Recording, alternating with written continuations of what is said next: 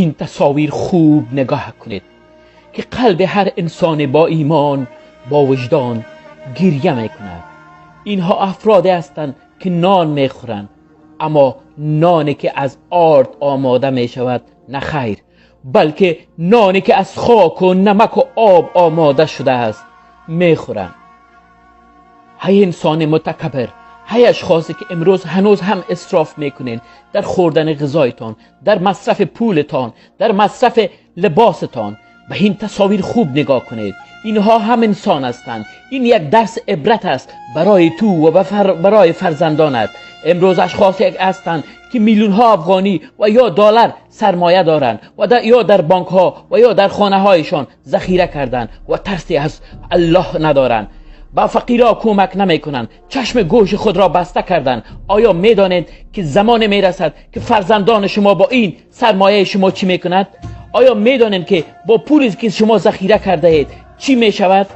از مرگ نمی ترسید؟ از خدا نمی ترسید؟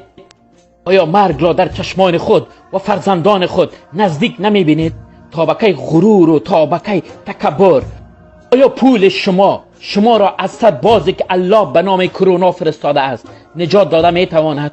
آیا فکر کرده اید مانند این کشور فقیر که امروز گل می خورد، کشور شما در آینده نزدیک نیز دچار این مصیبت خواهد شد؟ سیاستمدارانی که امروز به نام جهاد و به نام مقاومت و به نام این و آن حق میلیون ها یتیم و بیوزن را خوردن، آیا از خدا نمی ترسید؟ آیا این بیلدینگ های شما در قبر شما می رود؟ آیا شما ترسی هم از خدا ندارید؟ مرگ نزدیک است. بیایید دست فقرا و یتیما و بیوزنا را بگیریم. طبق آمارای رسیده بیشتر از 20 میلیون افغان زیر فقر زندگی می کند. بیاین دست به دست هم بدیم و این فقرا را کمک بکنیم و نزد الله که رفتنی هستیم بروی و با دستان پر برویم. بیایید هموطنان خود را از فقر نجات بدهیم. بیایید دیگر نگذاریم که هموطنان ما بیشتر از این زجر بکشند و دچار همچو حالت گردند. بیایید دست به دست هم بدیم. بیایید فقر را ریشه‌کن بکنیم تا باشد الله از ما راضی باشد، تا باشد خداوند دست ما را بگیرد، تا باشد روز دیگران دست فرزندان ما را بگیرد.